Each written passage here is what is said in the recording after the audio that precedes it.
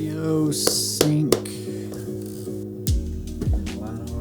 Okay, this week I wanted to continue with a tip to help a beginner photographer that doesn't have anything to do with gear.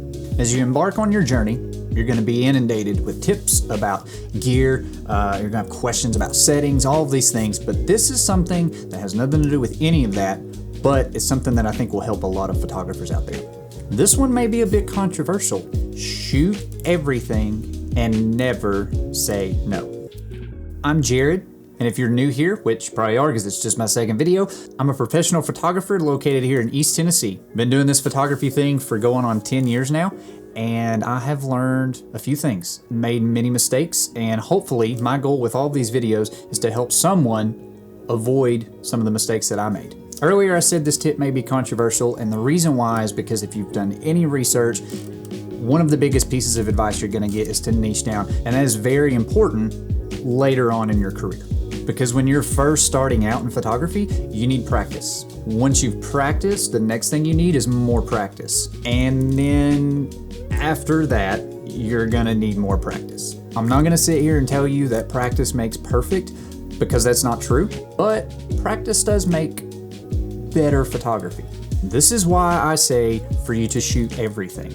And when I say everything, I mean everything. Most of you guys are gonna be starting out as a hobby or a side hustle. And so I mean shoot everything.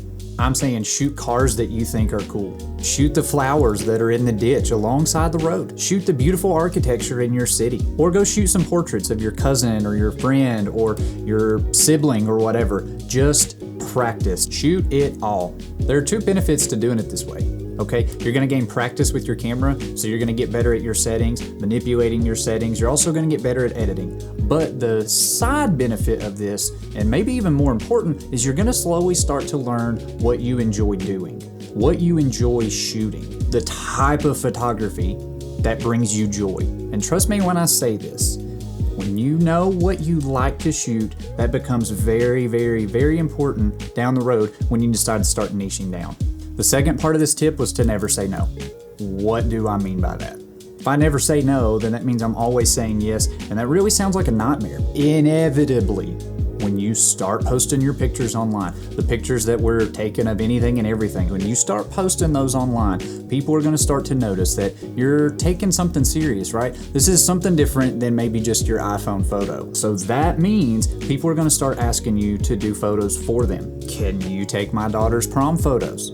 Would you care to come take pictures of my child's birthday party so that I don't have to? Hey, can you take some pictures of my car so that I can post them online? I think you get the point. People are gonna be asking, and in my opinion, you need to be there to say yes. Remember, when I said that you need to practice, this is just more of that. But in this case, you've kind of got the pressure of satisfying a client, right? This is something extra, something in addition to you just taking a picture of something that you found pleasing.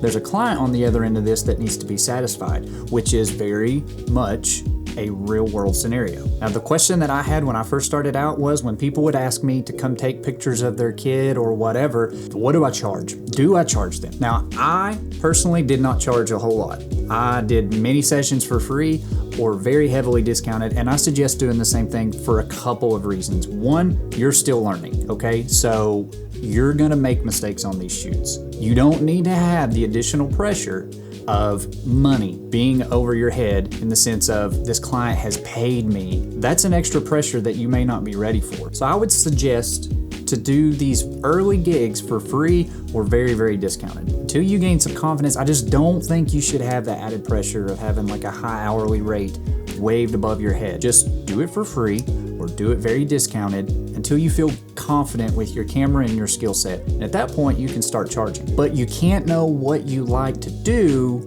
unless you've shot it, which is why I suggest saying yes to everything. I don't care if it's an event. You may find that you really enjoy shooting event photography, but you're not gonna know that unless you've shot an event.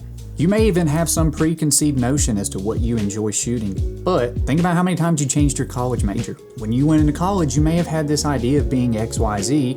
You realized, you know what, I really don't like this. Well, photography is in many ways exactly like that. You may find that you really, really, really enjoy nature photography. But you're not gonna know that unless you've tried it. I think you see my point here. And here's a bonus tip. Find yourself a mentor. Find a photographer near you in your area that is experienced, someone that you look up to, someone that you enjoy the work of, right? Find that person, reach out to them, ask them to help guide you along this journey. One of the most helpful things in my journey was I had a mentor early on who I could share my photos with. He could critique them, provide suggestions, all these things. And I really think that expedited my learning process because he was giving me real experience from his past that I could then apply to my photography. Hopefully this helps somebody out there. So to recap, yes, I know that you can't say yes to everything forever. That's not sustainable for anybody. I'm not suggesting that you even do that. But starting out, I think it's important to say yes to everything, because that gives you practice and it gives you experience and it lets you know the type of photography that you enjoy shooting. So when you're starting out, take all the gigs that you feasibly can. If you're doing it part-time, in addition to a full-time job, or you're doing it as a hobby, take all the gigs that are offered to you. Deliver those photos and move on to the next one. You're gonna learn so much more with this real-world experience. So stick around and subscribe if you'd like to see more from me in the future. Keep shooting, and we'll see you guys in the next one. I don't even know why I write these scripts. I don't know that I follow them enough to justify the time that it took me to write it. I do, I think it's so important to shoot everything when you first start out. I mean, you may have this idea of being a landscape photographer. Come to find out, you really hate getting up for sunrises. Or you hate the long journey back after a beautiful sunset photo. Probably not gonna be a good landscape photographer at that point. But I don't think you know that until you try it. Anyways.